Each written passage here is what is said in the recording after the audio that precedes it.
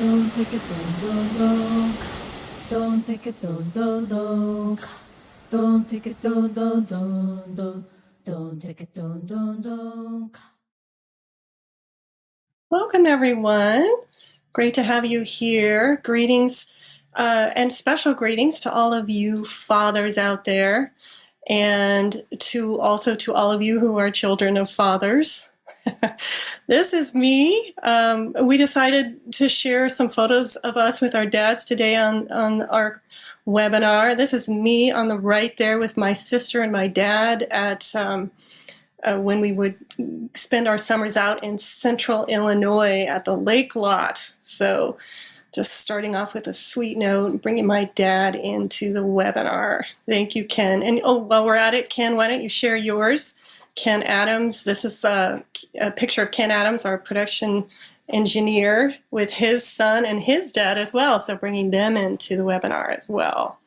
All right. So I'm Kira Epstein, the program coordinator at the New School at Commonweal, and we've been doing these hour-long stories and music events with Rachel and Karen since November, and they're such a treat. You can dip into any of them. They're one-hour recordings on our media sites. Each one is really special and unique, and it comes directly from the heart in the way that only Karen and Rachel can do. And for anyone who may be new to the New School at Commonweal, we are a learning community that offers conversations and events with leaders and change makers like Karen and Rachel in the areas we champion, which are nature, culture, and inner life. We've been offering our programs free of charge for more than 15 years, and we have almost 400 conversation recordings now. You can find them on YouTube, Apple Podcasts, SoundCloud, and Spotify, or on our website, tns.commonweal.org. Most of you already know our guests. Rachel is co-founder and current medical director for the Commonweal Cancer Help Program, and she's joined us many, many times at the New School. We're so happy to have her back. Karen Drucker is a keynote speaker, a women's retreat facilitator, a songwriter, and an entertainer who has recorded 22 CDs of her beautiful music.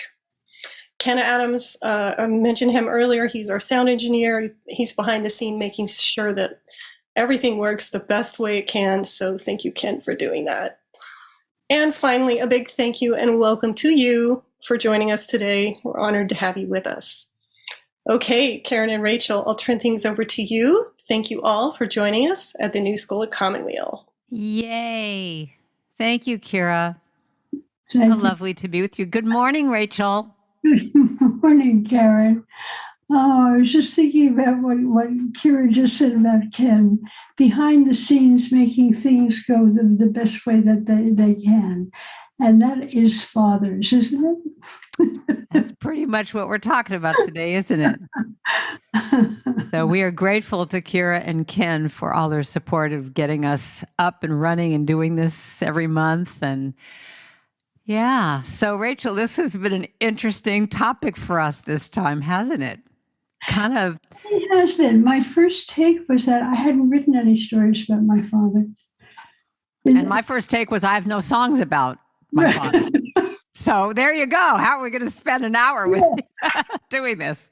And that's particularly funny because my father was my primary parent.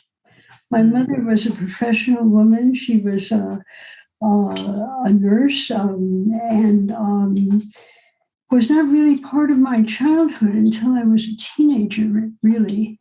But my father was my primary parent, my go-to parent. Yeah. And I did have some stories. Yeah. Well, that's what I love about doing this with you, Rachel. It's like we both were kind of in that place of like, I don't know, I got nothing. And just in talking, I mean, that's one of the things I was saying to you last night when we were talking about this. That's what I love about songwriting. You know, you get in a room with someone and it's like, okay, let's write a song. And you say to the person, well, you have any ideas? I got nothing. They say to me, I got nothing. And then, but that's the magic of being with you, Rachel, is that the more we just talk about stuff, we just start to just drop down into that deeper place of like, well, what can we really talk about with fathers? And so I looked at it from my standpoint. I said, well, what are some of the lessons that my dad taught me? What are some of the things that he said to me that I've embodied? And when I looked at it that way, I went, well, I have a bunch of songs about that, a bunch of messages that he gave me. And so I'm going to start off this morning, if it's okay with you, Rachel, with a couple songs here. And this first one, my dad was the type of person, and this is one of the things that we talked about, is that we both were instilled with this idea of like, don't sit around and wait for things to happen, like go out and get them. And my dad really, I would say that my dad was one of these people. He was an entrepreneur. Interestingly enough, when he came from New York to Hollywood, he became a comedy writer for different big studios. And there's a picture of my dad when he was young and he was just about to head off on his own to California. And I look so much like him. It's just amazing. But he set off to Hollywood. I mean, one of those true stories of taking the train by himself. I'm going to go to Hollywood and be this writer. And he came to Hollywood and became a writer for like Jack Benny and radio shows. And one of the things that was really interesting, I think you could show the next picture, Ken, if you want. The guy is just, he was just wacky. He was funny. He was a comedian.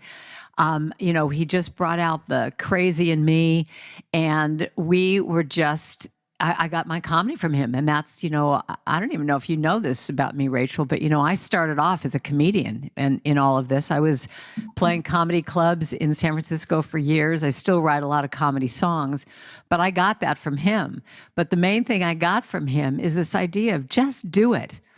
Don't talk about what you want to do. Just go out there and get it done. And because of that example, I pretty much have always been independent, had my own career. I rarely worked for other people. And a lot of this was instilled by him getting fired by MGM. He had this contract, whatever, but then, all the writers got fired, and he swore, I think he must have been 23 or 4 or something. He swore he would never work for anyone again. He would always be his own boss. And he instilled that in me and my sister. And that's how I've pretty much managed this career. So I'm going to start off with this little fun rap song that I wrote, that it's pretty much, if anything, all these words that I'm saying are things at some point he said to me. So just do it. Now, I might have done this song before. I can't remember, but this is a fun one. So I'm going to teach you all the chorus. I want you to sing with me. But let's start off today with a little bit of exercise and stretch and flex. Get up and move if you want. It goes like this. Just do it. Don't talk about it. Don't put it off. Just do it. Just say it. I'm going to speak my truth. I'll state my needs. Just say it. Just claim it. Act as if. No, it's done. Just claim it. Just breathe. Breathe in faith. Breathe out fear. Just breathe. Now here's your part. Just do it. You say, just do it. Just do it. You say, just do it. Just do it. Just do it. I'm gonna give myself a gentle push. I'm gonna start today. Just do it. Once again, don't talk about it. Don't put it off. Just do it. Just trust. Trust myself. Trust my heart. Just trust. Then love. Give love. Show love. Just love. And faith. I have faith. All is well. I have faith. Here's your part. Just do it. Just do it. Just do it. Just do it. Just do it. Come on, do it. I'm gonna give myself a gentle push. I'm gonna start today. Hey, yeah. All right, so one of the things that I'm trying to do is be hip and current. So someone said to me, well, Karen, if you could just rap, you'd be hip and current. So this is my version of it. Every time I criticize and focus on my flaws, I don't realize that I am worthy and capable, and I deserve to have it all. So now's my time to rise and shine, go for the dreams in my mind. Take one small step and not be afraid. With faith and love, I've got it made.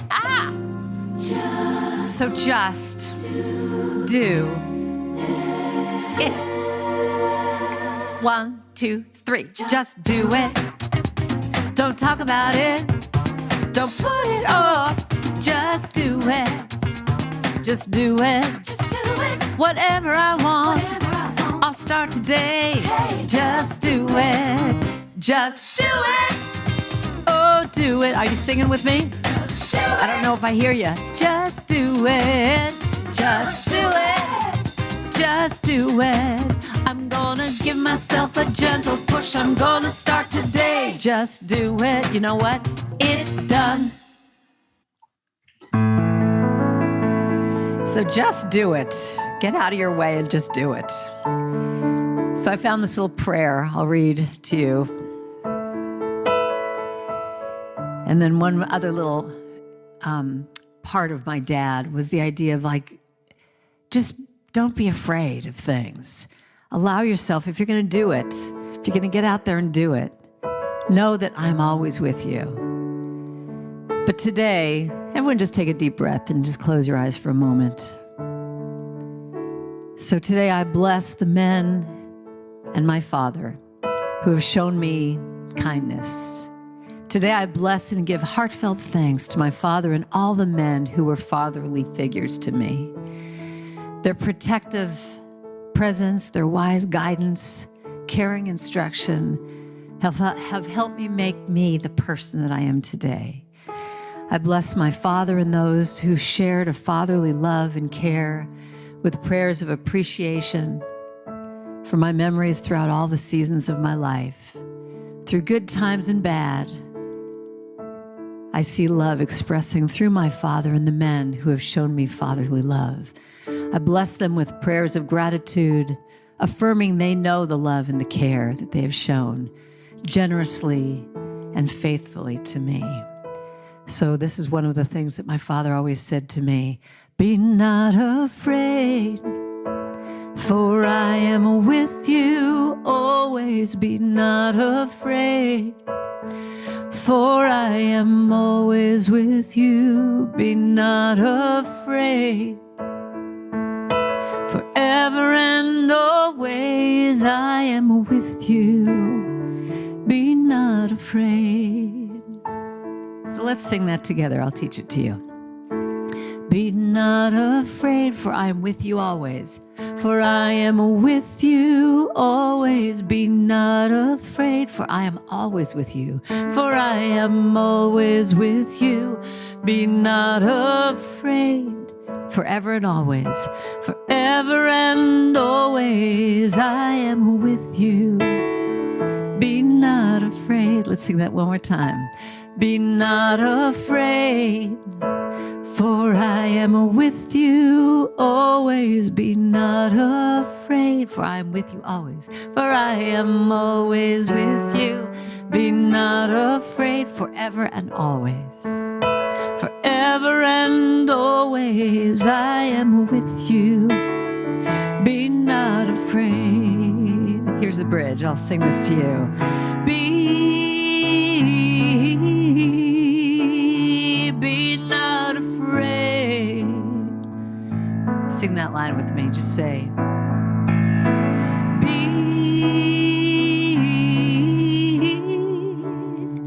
be not afraid. Be not afraid. I'm not afraid, for you are with me. I'm not afraid, for you are with me always. I'm not afraid. I'm not afraid. You are always with me. You are always with me. I'm not afraid, forever and always. Forever and always you are with me. I'm not afraid. Let's sing that one more time. I'm not afraid. You are with me always. You are with me always. I'm not afraid. You are always with me. You are always with me. I'm not afraid. Forever and always, you are with me. I'm not afraid. Just that last line. You are with me. I'm not afraid. So picture your dad in your mind, whether he's here or not. Just say, you are with me. I'm not afraid. Be not afraid. Be not afraid. You are with me. I'm not afraid.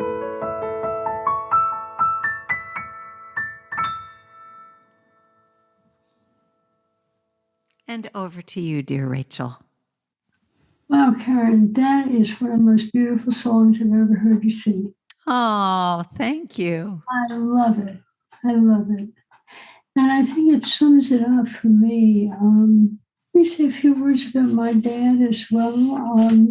Kira, can I have the picture? There it is. Where we are is at the very, very edge of the Atlantic Ocean. And a little wave has just come in, right? And there's my dad. His eyes are on the horizon.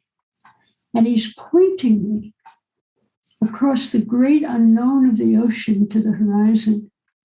And I am so little that all I can see is the little wave that has just broken across my feet. But his steadiness of holding me to the horizon is so much about what his whole relationship to me was about. He had my back, and he had a view of what was possible. Yeah. So I wanted to read just one story about what fathering was like in our family, and probably to some degree in your family as well. So this story is called Lifeline, and it goes like this. My father was in the hospital for 10 days after his heart surgery. The long incision that ran from the front of his chest all the way around to his back was healing well, and he was able to eat and walk in the hall. He's doing just fine, the nurses said, but he's not talking, I replied, concerned. Maybe he's just tired, they told me. My father was born talking. He had an opinion on everything. As the days went on, his silence frightened me. He seemed to understand everything that was said to him, but he had no response. He had been in surgery for almost 10 hours. He had never been sick before. Since the surgery, he had not said a single word. He seemed numbed, frozen in some way. Thinking about it, I had a sense of my father hanging out in the vicinity of his body, shocked out of it by the pain and unimaginable invasiveness of the procedure, uncertain whether to put himself in harm's way again and get back in. It seemed like a vulnerable time, as if some decision about continuing on had yet to be made. The days passed and things did not get better. One afternoon, as I sat with him, I could barely hold back my tears, and I realized how afraid I was for him. His body was there in the room with me, walking, eating, healing, but he had gone somewhere else, and it seemed that no one but me had noticed. He lay in his bed with his eyes closed, looking small and somehow deflated, as if the life had leaked out of him and he had collapsed like an empty balloon. I didn't know what to do. Deeply distressed, I took the hand lotion from his bed table and uncovered his feet. Standing at the foot of his bed, I began to slowly rub his feet with the lotion. His eyes remained closed. Unable to bear seeing him this way, I kept my eyes focused on his feet. After a while, I began to talk to him. I started at the beginning of our relationship, telling him what I could remember of him as a little girl, the things we did together when I was very small. And then I just continued on. I reminded him of how he had pushed my swing for hours in the swing park, how he had taken me to school the first day and stood at the bottom of the steps taking my picture over and over again until I was late. About the time I had broken my arm and he had carried me at a dead run all the way to the neighborhood doctor's office, singing nursery rhymes to me at the top of his lungs. I reminded him of the many hours he had helped me do my homework, of playing Jim Rummy together and his letting me win, of driving me and my date to our high school prom, wearing a rented tuxedo himself.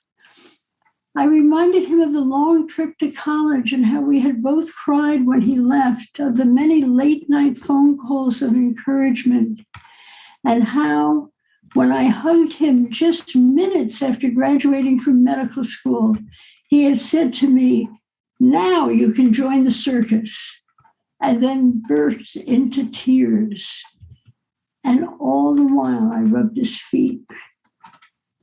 Finally, I reminded him of the conversation we had just had last week, when he had given me the pages and pages of instructions about what to do if he did not come back from the operating room.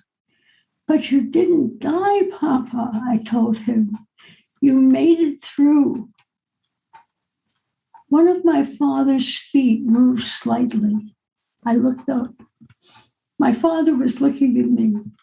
The numb and distant look of the past weeks was gone. Suddenly, he threw back his head and began to laugh. Indescribably relieved, I began to laugh too. "I am a tough old bastard," he told me, "and a good thing too. What would you do without me?" Which sums up the whole thing. Oh, that's just beautiful, Rachel. Mm-hmm. Mm-hmm. And a lot of people are fathers to us and fathers to others who have no genetic relationship to them at all. That being a father is a spiritual state, I think, and not always accompanied by a physical connection. And I'd like to read one more story, if I could, about that. It's called When Somebody Knows. I've had Crohn's disease for 70 years. In 1981, after feeling well for a long time, I began to have mysterious and frightening symptoms. Sometimes in the midst of some ordinary activity, I would begin to shake uncontrollably, and within minutes, my temperature would rise to 106 degrees. Other times, I'd grow flushed and experience the acute onset of such profound fatigue that if I were out, I would barely be able to get home. My physicians ordered progressively more sophisticated tests without finding any answers. My numbers were normal, but I decidedly was not. Over a period of several months, these symptoms grew more frequent and severe. I continued to visit my doctors regularly, more because I didn't know what else to do than because they were offering me any explanation or help. Eventually, I stopped telling them some of the more unusual things that I was experiencing. I felt they no longer wanted to hear. As things became worse, I began to feel that something very dangerous was happening to me that no one could name. The fear this caused is impossible to describe. It seemed to me that I was looking at the world through a plate glass window, caught up in a set of events that dominated my life and that no one else experienced or understood. In desperation, I made an appointment to see yet one more doctor, a surgeon who had sat with me on the advisory board of a research project. Dr. Smith was the chief of the Department of Surgery at a large HMO, a prepaid health plan, whose protocol legislated the length of time that a doctor could spend with a patient in any single visit. We would have 15 minutes together. Sitting in his tiny examining room waiting, I regretted making the appointment. Probably it would be a waste of time. What could this man possibly do to be of help to me in 15 minutes when several other physicians had not been able to offer much despite hours of their time? There was a soft knock on the door and Dr. Smith entered. He greeted me and then spent a few minutes sitting quietly and reading over the lab results and x-ray studies I had brought with me. Then he leaned toward me and said, "Tell me why you have come." I looked into his face and I saw a genuine concern. I began to tell him all the things I was experiencing, starting with the more commonplace and finally including such things as the strange taste that often awakened me from sleep, and the times when I suddenly lost all sense of direction and was unable to remember how to get home. My voice shook a little. He continued to listen.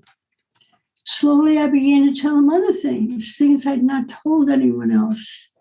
How the doctor that first diagnosed my illness had told me I would die before I was 40, and my father had unexpectedly died a few months before because of a medication error.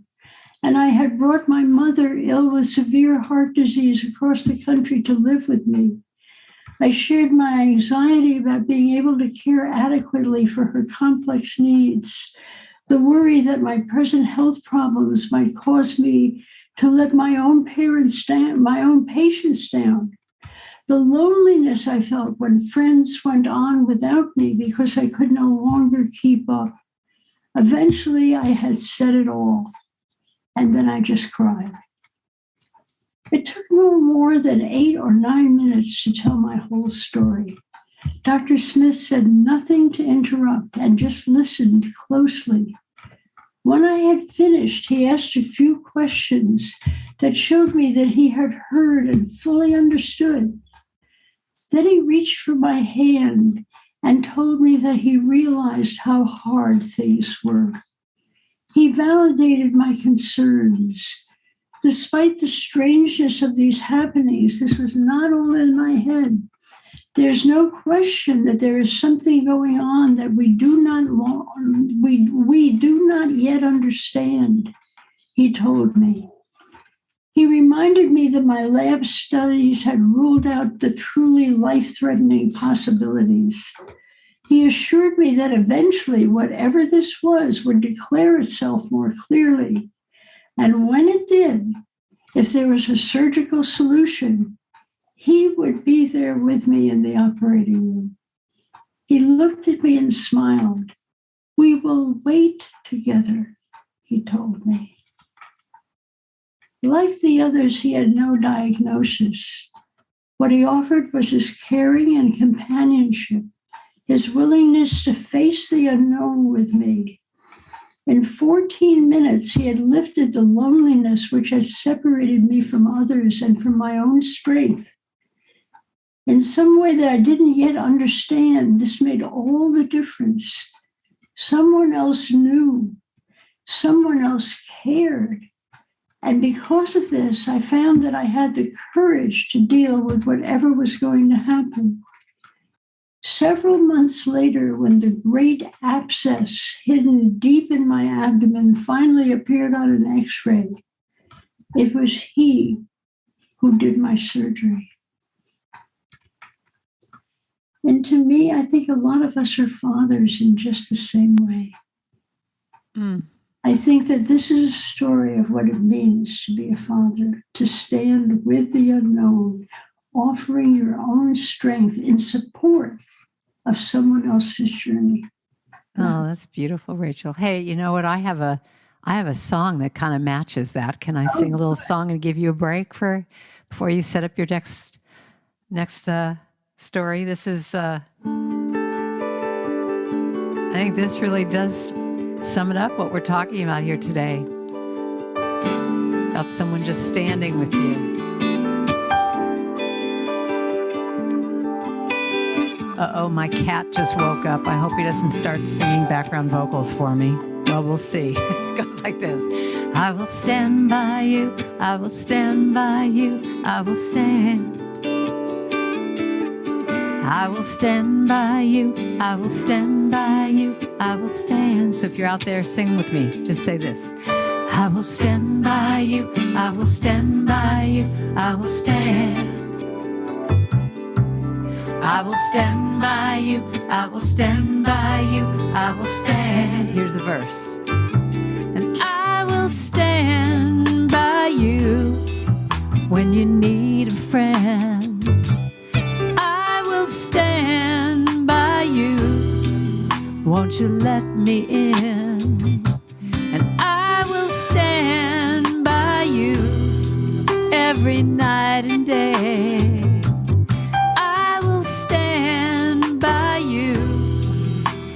All the way. Here we go. Sing with me now. I will stand by you. I will stand by you.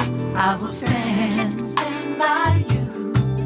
I will stand by you. I will stand by you. I will stand. Again. I will stand by you. So think about someone that stands by you. Put them in your mind's eye and thank them right now. I will stand by you. I will stand by you. I will stand. I will stand by you. I will hold your hand. And I will stand by you and help you understand. And I will stand by you if you need me to. And I will stand by you. And I am gonna see you through. When you're alone, it's like the world is closing in. Well, I can promise you, you'll always have a friend. I will stand by you. I will stand by you. I will stand. I will stand by you. I will stand by you. I will stand. Stand by you. I will stand by you. I will stand by you. I will stand. Stand by you. I will stand by you. I will stand by you. I will stand. So right now, think about the people in your life that stand by you, that are there. Fathers, father figures, friends. So Rachel, I will tell you right now, I will always stand by you. I will stand by you. I will stand by you. I will stand. I will stand by you. Another wonderful song. Love that. You know, the interesting thing is, I think that all of us have a father and a mother inside of us, and we relate to people from either. Yeah, you even wrote that line about that some of the best, how did you say it? The best mothers are the ones that have that father energy, and vice versa. You know, that it's just it's that balance of the two. Mm-hmm. Mm-hmm. Mm-hmm. I think you have to actually be a grown-up before you really come to appreciate what your parents have contributed to you, how they have supported you. That often we are much more aware of how they wanted us to go in one direction, we're going in another direction, or somehow we expect X and we get Y, and we're angry about that, or disappointed, or let down. And it takes a long time before we realize that they have supported our lives in ways that perhaps it's taken us years to understand.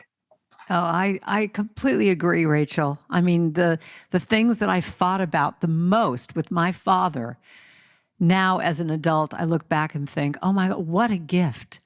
You know, my father was a competitive swimmer, and he stuck both my sister and I in competitive swimming at 6 years old. And I rebelled because that's all I did was swim. You know, I mean, I was on a team. I was nationally ranked swimmer. That's all I had was swimming. I would come home from school. We would immediately go to workout, and all my friends would be going off to the movies. And, you know, they would see me later and say, oh, well, we didn't invite you because we thought you were swimming. And I just was so resentful that it's like, you know, why am I doing this? And every time I tried to quit, you know, he wouldn't let me. And I'll tell you something, that being a swimmer to this day, I've been swimming now since I was 6 years old. It's the most constant thing in my life. It's the biggest joy in my life. I got this all from my father, and it's something I bless every single day. It's the only thing that keeps me sane. And you don't swim in a swimming pool, right? No, I swim in the bay. Well, I swim in a swimming pool. I'm on a team, an adult team, but I also swim in the bay. And I'll tell you, Rachel, can I tell you one little story? Yeah. When my dad was dying from cancer, I was, you know, here's an interesting little story I'll just share, is that he was a very impatient person. And when he was dying from cancer, he just was like, you know, why is this taking so long? I should just be dead by now, you know. And I wound up coming down to Los Angeles like every week. You know, I would fly down and just spend time with him. And we had the deepest, most beautiful conversations when we knew that the end was near. He just all of a sudden opened up in a way he had never done before with me. And we shared at such a deep level. But a few days before he died, I looked at him and I said, do you want to go swimming? And he just kind of went like, is that possible? And I took him up to our little tennis club that he swam at every single day of his life. And I gingerly brought him out to the pool. I mean, he could barely walk at this time, but he could still walk, and he was determined. And we got in the water and we started swimming, just, you know, really slow. And we got to the end, and he looked at me and said, thank you so much. And I remember turning around, and my goggles were filled with my tears. And it was probably one of the sweetest moments I had ever had with him. And, you know, when I swam the English Channel, I was part of a relay team that swam the English Channel. It was probably the proudest moment of his life that I did this, that something he instilled in me had gone to this place that he would have never thought of, that here I was on the first American women's relay team to swim the English Channel. And he just told everybody about this. And my father would never allow the truth to just be the truth. I think he expanded on that thing. I think he told everybody that I did it by myself, that I did it 4 times across. I don't even know what he was saying to people. But I knew that was the most proud he had ever been, that I had done that. And it was all from him giving me his gift of what swimming was to him. Yeah. You know, it's interesting, isn't it? My father died, 25 years ago. And I'm still learning about the relationship. Me too. Mine's at 30 at this point. Me too. Every day. I'm coming to appreciate it. I have a little story about that. Can I share? Tell, please. It's called At the End of the Day. The son of a patient of mine came to see me in the weeks after his father's death. Their relationship had been a troubled one. The son being an adventurous and radically innovative artist, and the father a conservative and careful businessman whose opinionated ways had angered his son from adolescence. In reflecting on his father, he spoke of these differences. I keep thinking of the aggravating things he used to say. Look before you leap. Fools rush in where angels fear to tread, and how cautious he was about any sort of risk. As I was growing up, it seemed to me that every step I took forward had to be tested against his skepticism. Recently, I sold a huge show to a major museum, and after my presentation to the board, one of the trustees came up and said, "How could we have refused you? You had anticipated and resolved every one of our objections. Your thinking about the risk of it was so seamless that we had to go along." In that moment, I saw my dad in a completely different way. Because of him, I have become expert at putting solid foundations under my dreams. I am a builder of new ideas and new forms. I did not realize that Dad was a builder too, because what he built was foundations of values, foundations of financial security. He was rigid, but a good foundation has to be rigid. Like a compass, he always pointed due north. His north was security and caution. I had thought that his pointing meant that this was the direction I needed to take, that he wanted me to take. I think I was mistaken. What it meant only was that this was due north, and I could orient my own direction from the constancy of it. He never failed me. I was talking about this to my mother, who suggested that I read Khalil Gibran's poem from the Prophet, the one on children. The last paragraph broke me up. Gibran talks about not being able to follow your children or even to understand them because they belong to a future that you can never visit, not even in your dreams. Then he compares the parents to the bow and the children to the arrows. He says to the parents, "Let your bending in the archer's hand be for joy, for as he loves the arrow that flies, so he loves the bow that is stable." The bow that is stable. I cried when I read that. That was my old man. He was the foundation under my dreams. He fell silent for a few moments. Then he smiled at me. I guess I didn't really get it until he was gone. I can relate. It's interesting. When we first began to prepare to do this presentation together, my first take was, I don't have anything to say about this. Me too. Yeah, that's what I love about this process, is that we both get to really dig in ourselves for what these things mean. I mean, I've been thinking about, ever since we decided to do this, I've just been thinking about my father. I mean, he died in 1991, and I mean, that's a long time ago. And yet it's just bringing up those memories, thinking about the gifts, the things that made me crazy about him, the things that I rebelled against. I mean, we were very similar, so we had a lot of friction. My mother was the one who was gentle and, always just everything I did was great. My dad was like, he did not want me to do this career. He kept saying, "You'd be so much better behind the scenes. You're a good producer." He was very threatened by what I'm doing, just did not want me to do it. Oh. So yeah, the lessons that we've learned. I think our fathers did not want us to encounter the disappointments that they encountered. I think that's exactly what it is with my dad. And that the only way they knew to prevent that was to try to set us off in a completely different direction. Yes. And I think that the more things that he taught me that I rebelled against are also the things that have made me who I am today. Because like he just was very clear about, don't be smarter than men.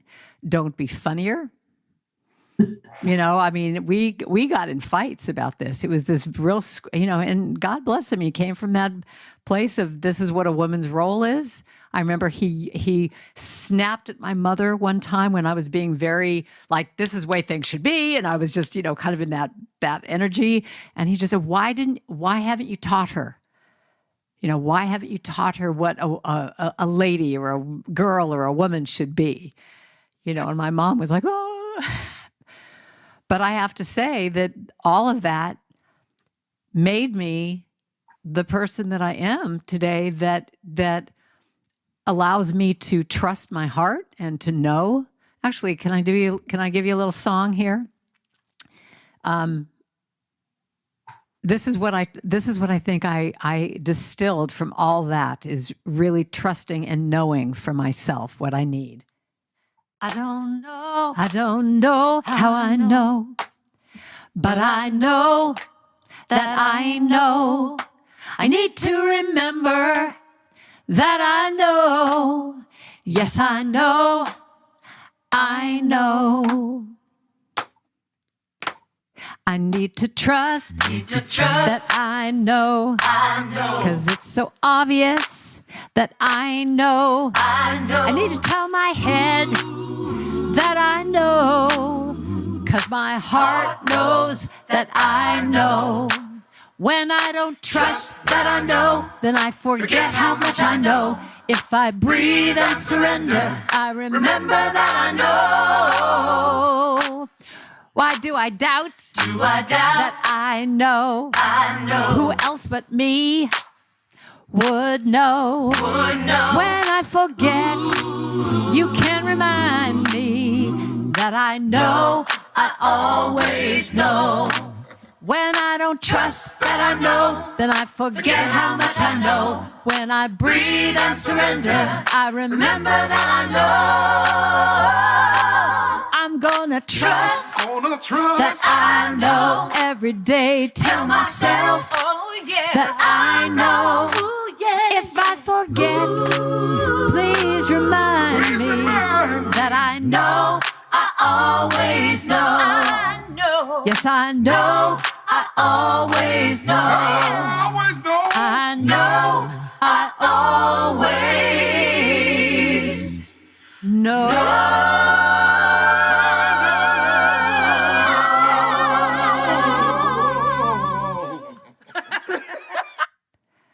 So I know. And that's what I think. And the more he resisted and said, you can't do this, it was like, no, I know that this is what I'm supposed to do. I know this is who I'm supposed to be. Karen, when I think back, your dad died in 91. Yes. My dad died in 81, 10 years earlier. And in those days, women were not raised to do the kind of things that we do. That's true. Women like us were pitied.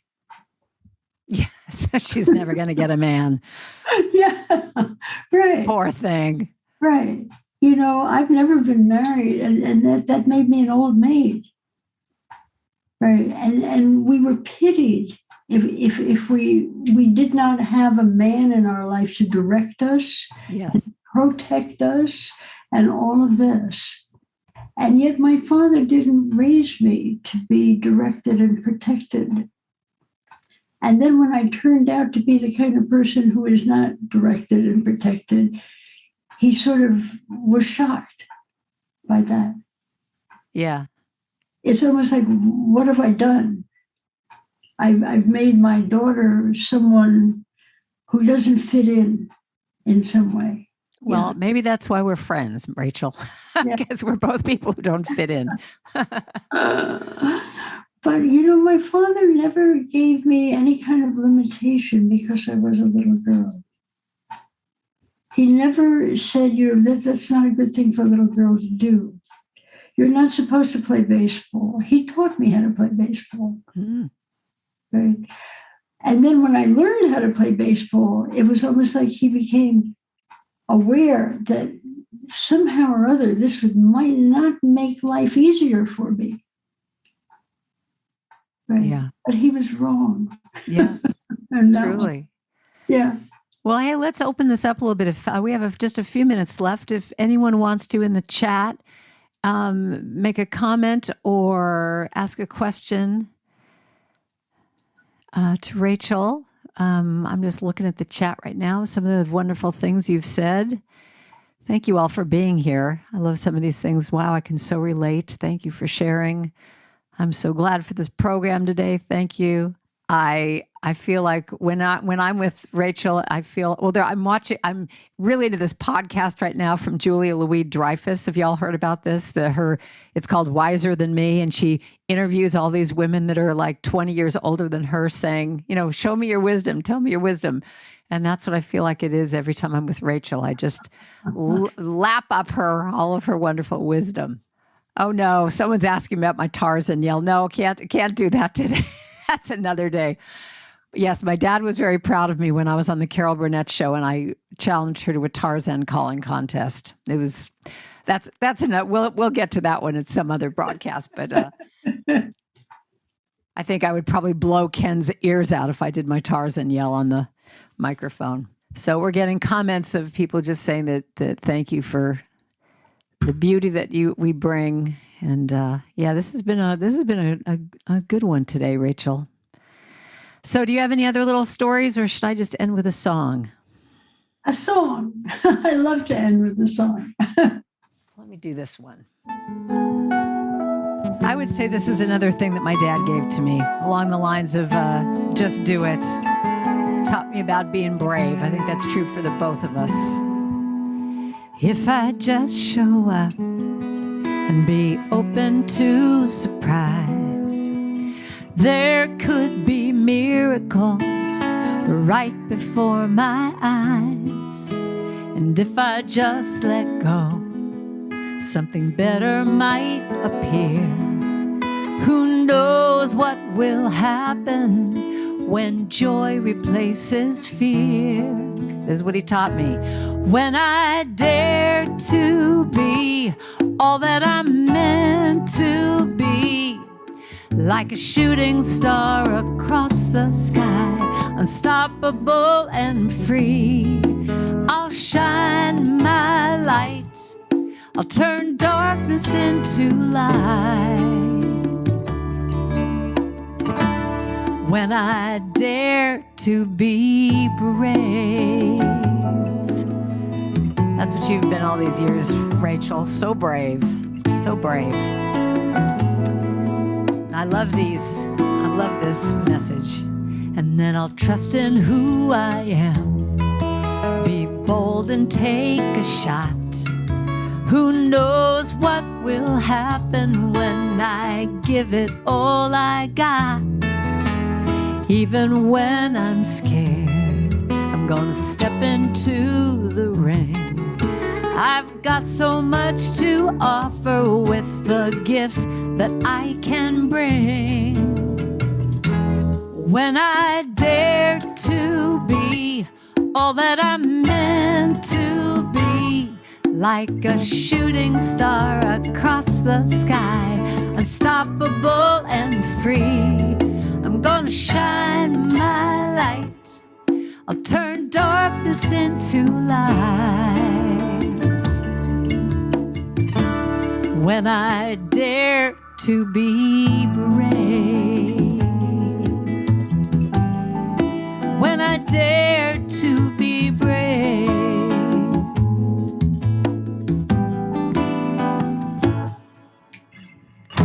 I've worried for so long and I've wasted so much time, but now I'm ready to take the step and change. Claim what is mine, oh, what is mine. Now the path is free and clear, and there's nothing in my way. And I listen to my heart and not what other people say. My favorite line of this whole song, gonna take that leap. And I've never felt so strong.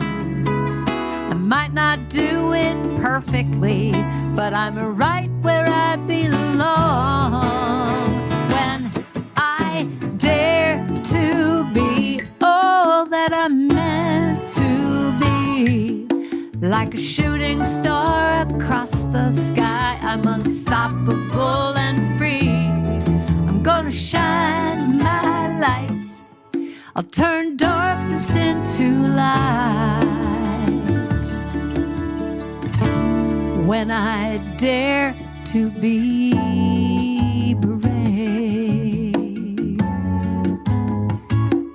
dare to be brave. That's what my daddy taught me. Just dare to be brave. Don't be afraid now. Don't be afraid. Be brave, be brave, be brave. Yeah. So that kind of sums it up for me. Wow. The songs just get better and better, Karen. That's wonderful. I love it. Wrote that with my friend Claudia Carawan. Yeah, I love that song. Just it's really says it for me. So we welcome back Kira. Thank you again, everybody who showed up today. Rachel, those stories just touched my heart as I'm looking at the chat. Everybody else was moved by them as well. You're amazing. Absolutely. Karen, I want to say one of my dad's favorite sayings was just keep showing up. Well, interesting enough, look at the other song that I was about to sing. Just show up. That was in the queue. Oh my gosh, that's funny. I have a song for everything, but yeah, mine too. Just keep showing up. That's half of life right there. Rachel and Karen, I just want to thank you one more time. These are so amazing, these conversations. I was thinking about how different this one was from last month's where we talked about mothers. Both so touching. I mean, sitting here with tears, through the hour, but just a really different energy, but just so loving and tender and different because moms and dads are different for sure. Karen has a lot of other events and offerings too. You can find out about them on her website, karendrucker.com. And if you want to watch again or re-listen or rewatch the conversation or share it with other people, you can find them on our website and on Rachel's Facebook site and on any of our media sites. So much gratitude for all of you, for you fathers who are joining us. Thank you for being with us at the new school at Commonweal. We'll see you next time. Don't take it, don't take it, don't take it, don't take it, don't take it, don't take it, don't take it, don't take it.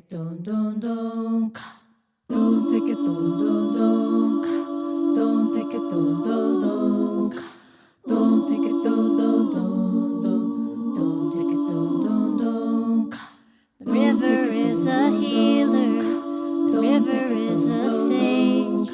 The river knows no end and the river feels no way.